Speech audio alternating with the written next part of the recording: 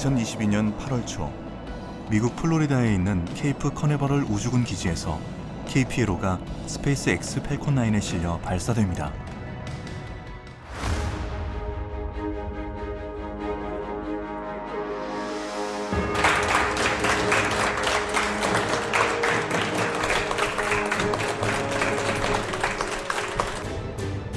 달 중심 지향 자세에서는 외부 패널에 태양빛이 비치게 되는데 우리가 우주를 산업화해서 일자리도 창출하고 경제적으로 우리가 부를 누리자. 이것이 이제 뉴스페이스의 우주 산업이고 앞으로는 게다가 또 이제 그 현재 자원 활용 범위가 달뿐만 아니라 화성까지 연장이 돼 있어요. 우리의 도전과 열정은 멈출 수 없습니다. 우주경제 로드맵을 통해 우리의 경제 영토는 지구를 넘어 달과 화성으로 넓혀갈 것입니다. 국내 첫 달 탐사선 다누리가 지난 4개월여의 여정을 끝내고 임무 궤도에 무사히 안착했다는 소식이 전해졌습니다. 당초 한국항공우주연구원은 달 상공 100km 궤도에 다가가는 진입 기동을 5차례 실시하는 것으로 계획했었는데요. 결과적으로 단 3차례 만에 목표를 달성했습니다. 이로써 우리나라는 세계에서 7번째 달 탐사국이 됐는데 다누리의 그 위대한 여정을 따라가 보겠습니다. 5, 4, 3, 2, 1, 0. 지난해 8월 5일 미국 스페이스X 로켓에 실려 발사된 우리나라 첫 달 탐사선 다누리.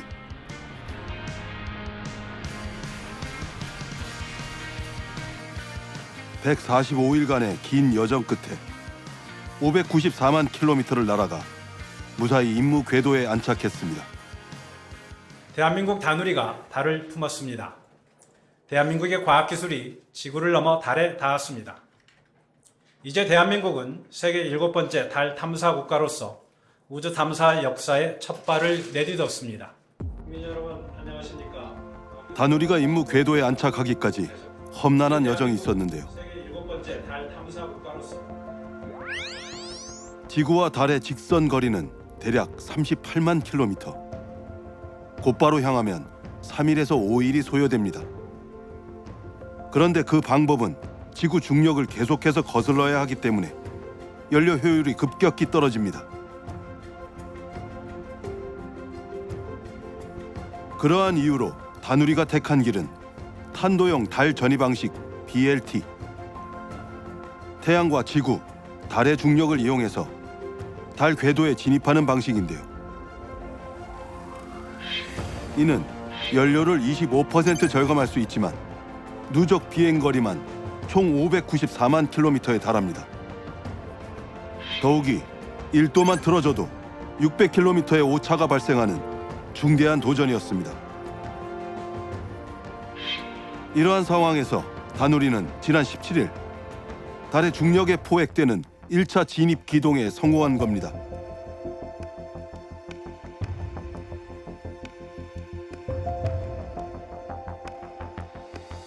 쉽게 말해 총알보다 빠르게 움직이는 다누리를 총알과 같은 속도로 이동 중인 달 궤도에 진입시켜 달을 중심으로 돌도록 한 건데요.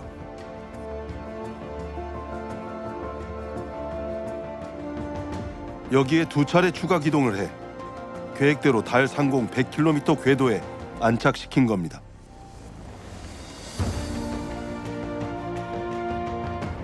그리고 현재 다누리는 궤도를 유지하며 초속 1.62km의 속도로 2시간마다 달을 한 바퀴씩 돌고 있습니다.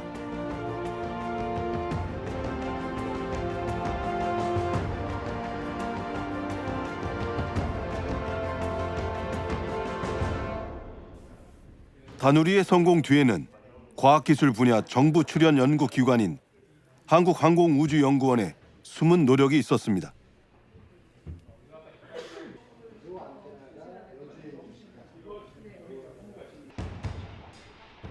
다누리와 연결하기 위해 경기도 여주에 35m 반사판을 올린 심우주 안테나도 설치했는데요.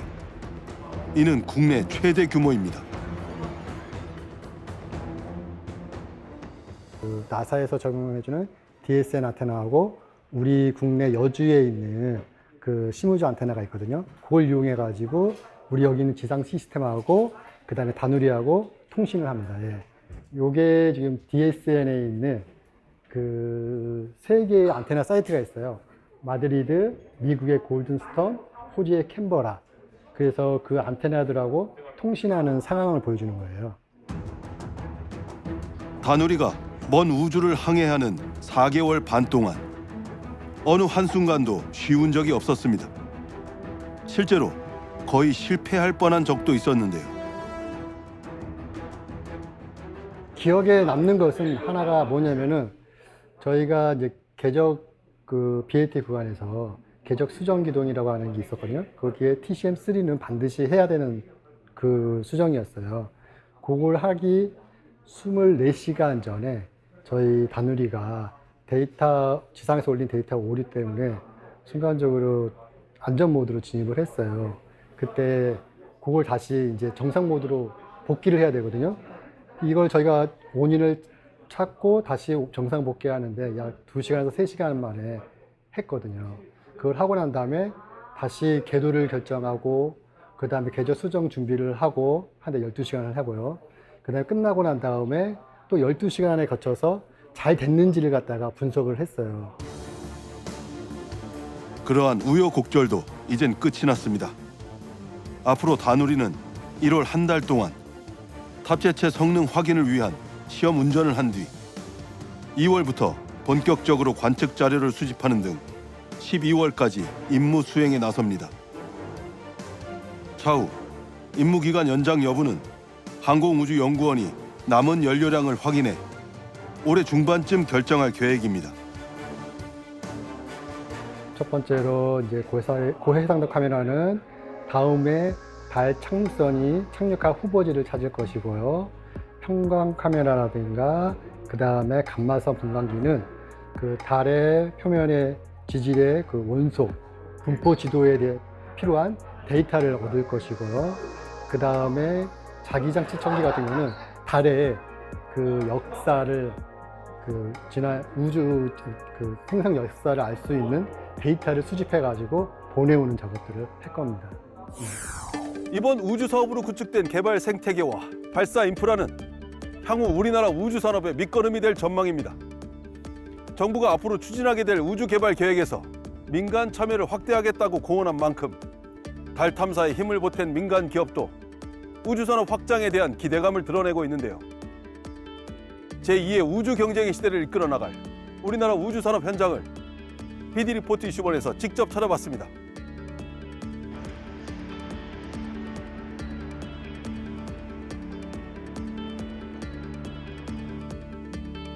글로벌 규모의 우주 지상국 데이터 서비스를 제공하는 국내 한 스타트업 연구소를 찾았습니다.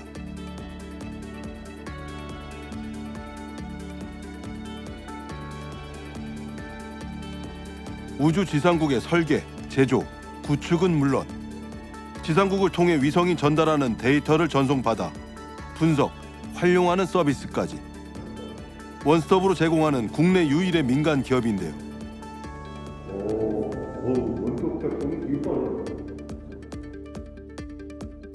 지난해 6월 전남 고흥 나로 우주센터에서 발사된 한국형 발사체 누리호가 성공적으로 임무 수행을 하는데 주도적인 역할을 한 기업이기도 합니다. 여기는 어떤 공간인가요? 네, 여기는 컨택의 위성 운영팀의 관제실로 국내외 저희가 보유하고 있는 안테나의 관제를 도맡고 다 하고 있는 곳입니다. 이제 위성이나 발사체가 지구 궤도를 이제 돌게 되면 거기에서 수집되는 데이터들이 되게 많습니다. 그래서 뭐 영상도 수집을 하고 신호도 수집을 하는데 그 데이터들을 수집만 할 게 아니라 활용하기 위해서는 지구로 내려야 되는 그런 부분이 필요한데 그런 부분에서 게이트웨이 역할을 하는 게 이제 우주지상국이라고 이해를 하시면 좋을 것 같습니다. 지상국 사업자는 넘겨받은 데이터를 고객사에 넘겨 수익을 내는 동시에 플랫폼 역할도 합니다. 예를 들어 위성 영상으로 얻은 정보를 분석해 농업 생산량을 예측하거나 도시 변화를 모니터링하고 재난재해 관리에도 활용할 수 있는데요. 이 작업 내용은 어떤 예를 들어서 네. 소비자에게 제공되는 건가요? 지금 제가 보고 있는 곳은 세종시인데요. 이제 세종시의 건물들이 새로 들어서고 있는 곳을 좀 보고 있습니다. 지금 보면 알 수 있듯이 도로의 영역이나 아파트, 건물들, 그리고 산림, 꽤 많은 정보들이 같이 제공이 되고 있습니다.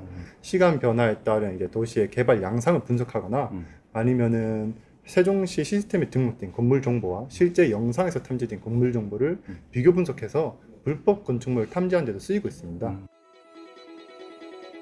이곳에서는 2019년 제주도를 시작으로 알래스카, 아일랜드, 스웨덴, 남아프리카 공화국 등 현재 10개국에 12개 지상국을 설치하고 글로벌 네트워크를 구축하고 있습니다. 뿐만 아니라 내년에는 국내 최초의 고해상도 민간 위성 발사를 준비하고 있는데요. 중장기적으로 제주에 우주선의 발사와 착륙을 지원하는 우주공항을 건설하는 방안도 구상하고 있습니다.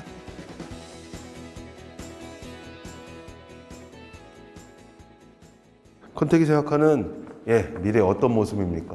저희는 시작은 지상국을 전 세계에다 지어가지고 서비스하는 그런 다운스트림에서 시작한 회사라고 하면 저희는 이제 다운스트림뿐만 아니라 일단 우주 산업이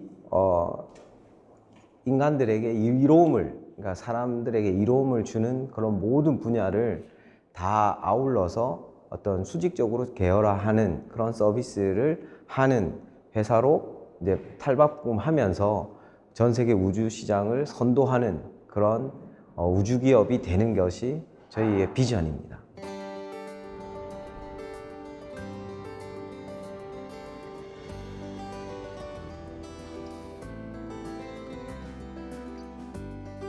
이곳은 달 탐사 프로젝트에서 중요한 탑재체 중 하나인 감마선 분광기를 개발한 한국지질자원연구원입니다. 다누리에 실린 관측 장비 총 6기 가운데 국내 연구진이 만든 게 5기입니다. 그중 하나가 바로 이 감마선 분광기인데요. 달 표면의 원소 지도를 작성하고 이를 바탕으로 유인 우주기지 운영 가능성과 자원 탐사 가능성을 파악합니다.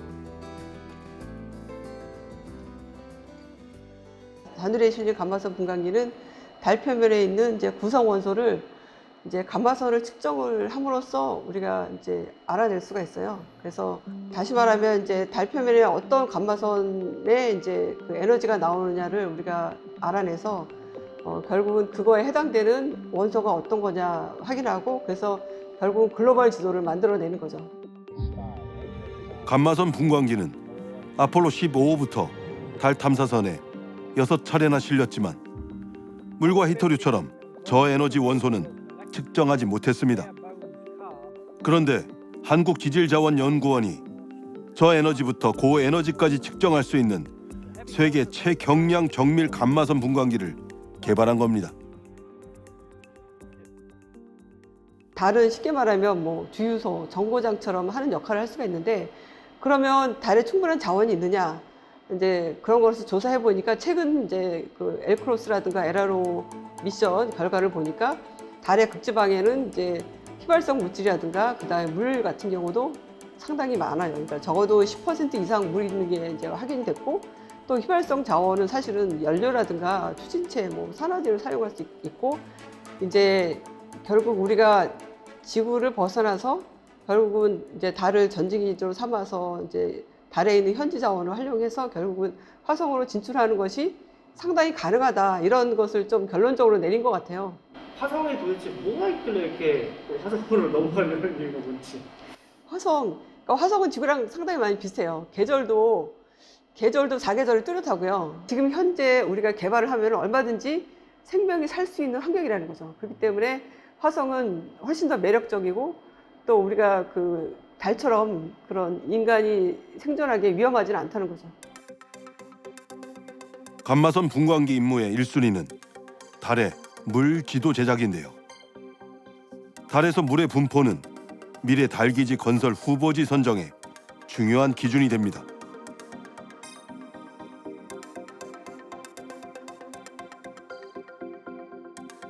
또 차세대 에너지원으로 꼽히는 헬륨3 지도 제작도 주목되는데요.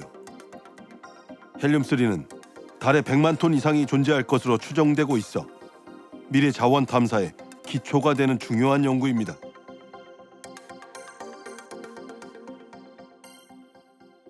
여러분, 지금 대통령님께서 입장하고 계십니다. 우주 공간에 대한 세계적 흐름에 따라 우리 정부도 우주 경제 시대 준비에 나섰습니다.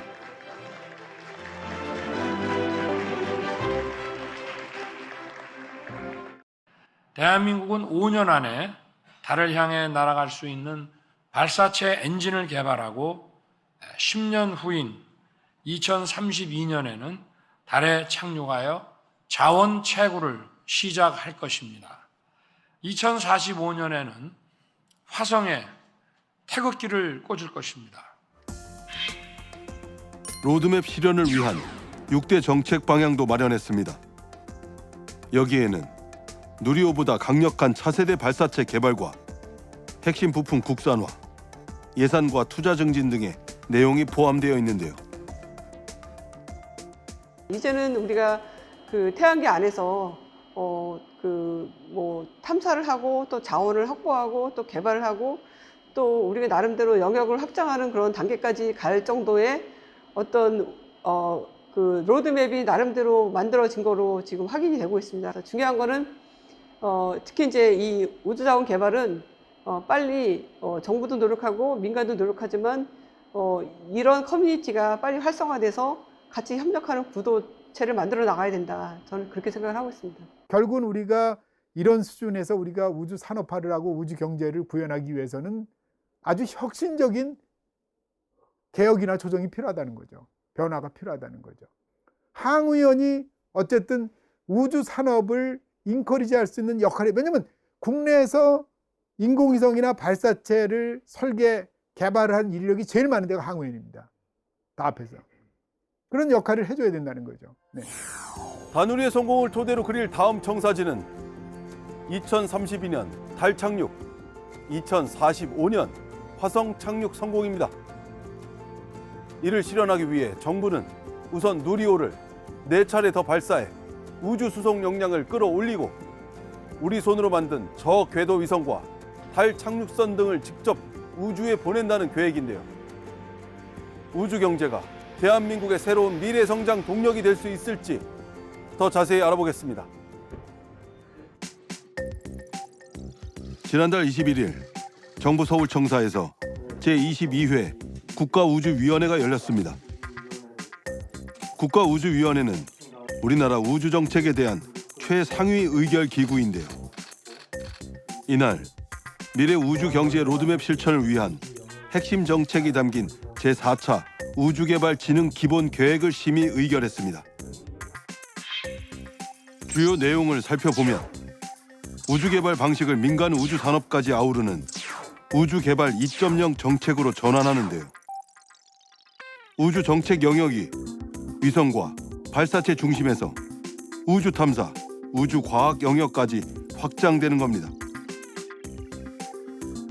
이를 위해 2027년까지 국가 우주개발 예산을 지금의 2배로 확대하고 세계 시장 점유율을 10%까지 늘릴 계획입니다.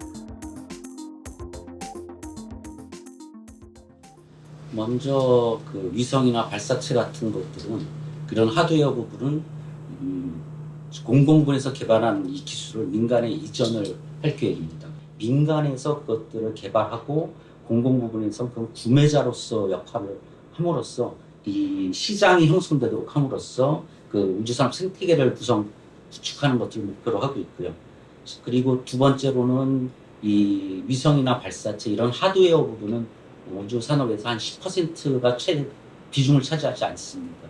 사실 90% 이상의 위성 통신이라든가 내비게이션과 같은 위치 기반 서비스, 또 그 위성 영상을 활용하는 정보 서비스, 이런 것들이 이런 서비스 활동이 이제 우주 산업의 대부분을 차지하고 있는데요.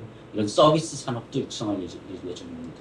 마지막으로 이제 스타트업 육성이라든가 우주 전문 인력 양성 이런 부분들을 통해서 이 우주 산업을 뒷받침할 그런 계획을 가지고 있습니다.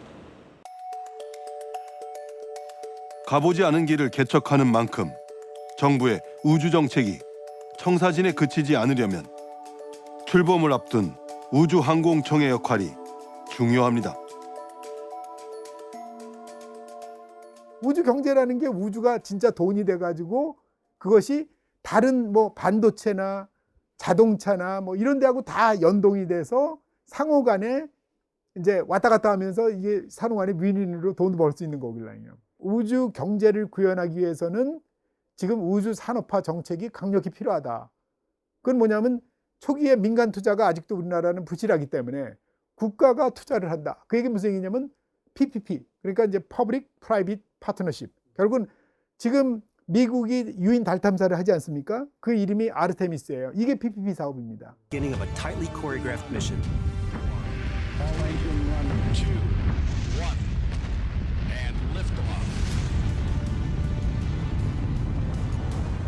아르테미스는 미국이 주도하는 국제 유인 우주 탐사 프로젝트인데요.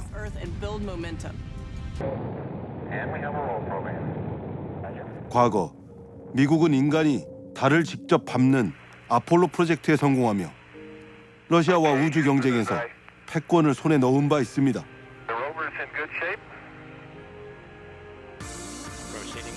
그러나 우주 경쟁이 미국, 러시아 양자 구도에서 중국, 유럽, 일본, 인도까지 참전해 다자 구조가 되자 미국은 우주 패권을 공고히 하기 위해 50년 만에 달 탐사를 재개했습니다.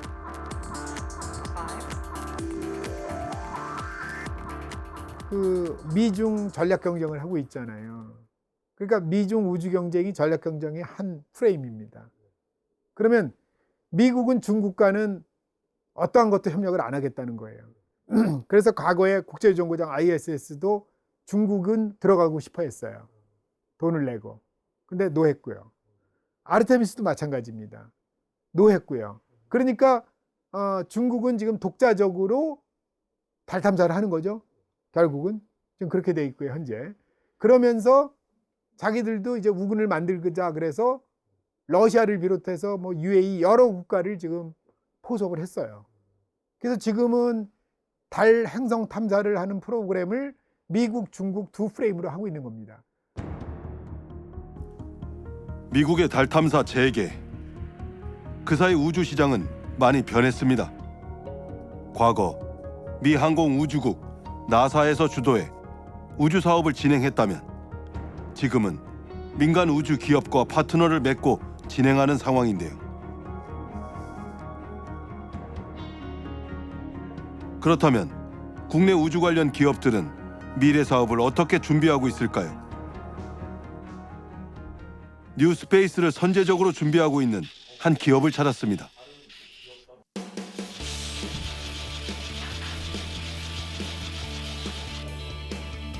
이곳은 달에서 활동할 수 있는 탐사 장비, 로버를 개발하는 곳인데요.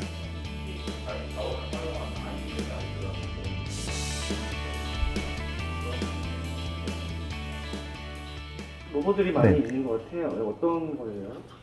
여기 세 종류의 로버가 지금 전시가 되어 있는데 저희 무인탐사연구소에서 메인으로 연구를 하고 있는 세 가지 형태의 다른 로버라고 보시면 됩니다. 먼저 요 왼쪽에 있는 이 친구는 가장 소형으로 제작된 로버고요. 아무래도 달 탐사를 하기 위해서 로켓에 실어 나를 수 있는 페이로드가 제한적일 수 있다 보니까 가장 작은 초소형 형태의 로버를 좀 제작을 한 형태입니다. 그리고 이 친구는 이제 저희 중형 사이즈 정도 로버라고 생각하시면 되고요. 그 로켓에 탑재체를 이제 실어야 되는데 그게 복잡한 형상으로 되어 있으면 그거를 많이 쌓을 수가 없습니다. 이 부분을 다 접으면은 그 부피를 최소화할 수 있는 형태로 저희가 또 다른 형태로 지금 연구 개발을 하고 있는 주제의 로버고요. 이 친구는 해태라는 이름으로 불리고 있는 로버고요. 어떤 울퉁불퉁한 지형을 마주하더라도 모든 바퀴가 접지력을 유지할 수 있도록 이렇게 되어 있기 때문에 탐사에 좀 적합한 형태로 지금 계속해서 개량을 하고 있는 모델입니다.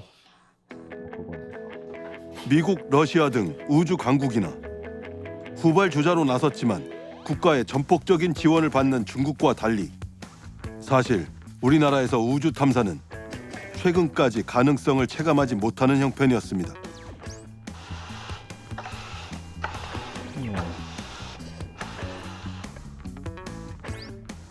그러나 정부가 2032년 달 착륙과 자원 채굴을 공식 선언하고 민간 우주 개발 전환을 논의하면서 새로운 기회의 장이 마련되었는데요.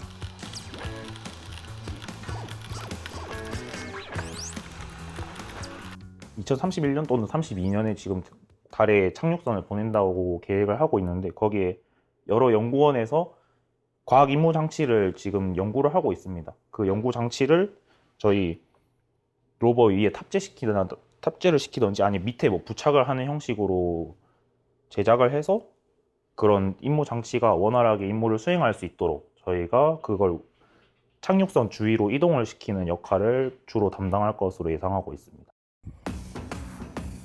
10년 뒤로 다가온 우주 탐사 시대. 그때를 위해 나사나 유럽 우주국이 주도하는 국제 프로젝트에 참여하고 동유럽, 영국 등과도 협력 방안을 모색하고 있는데요. 그러기 위해선 무엇보다 정부의 역할이 요구되는 실정입니다. 해외 사례들을 보면 정부에서 보증이라고 해야 돼요. 어떻게 보면 정부가 보장하는 업체들이 굉장히 많이 있습니다. 일본에 있는 이제 우주 기업들을 일본 정부에서 이제 투자를 하거나 일본 정부에서 밀어주면서 약간 해외 나가보면 좀 많이 다릅니다. 이제 정부 관료들이 기업체들을 이제 데리고 해외에 있는 이제 기관이나 이제 기업체에 직접 가서 같이 했으면 좋겠다라고 말도 해주고 그 말 한마디 자체가 엄청나게 큰 거거든요. 그래서 그런 것들을 이제 많이 해주시면 좋을 것 같다는 생각을 하고 있습니다. 2022년은 우주를 향한 인류의 꿈이 다시 뛰는 해였습니다. 우리나라도 누리호, 다누리 등을 앞세워 우주 탐사 역사의 첫걸음을 내디뎠는데요. 2040년엔 세계 우주 산업 시장 규모가 1,400조 원 수준에 달할 것이라는 전망이 나오고 있습니다. 우주 영토 패권 경쟁을 위한 K-우주 산업에 지속적인 관심이 필요한 이유 바로 여기에 있습니다. 저희는 우리나라가 우주 강국으로 나아가는 그 걸음걸음을 끝까지 응원하겠습니다. 디디리포트 20원 오늘은 여기까지입니다.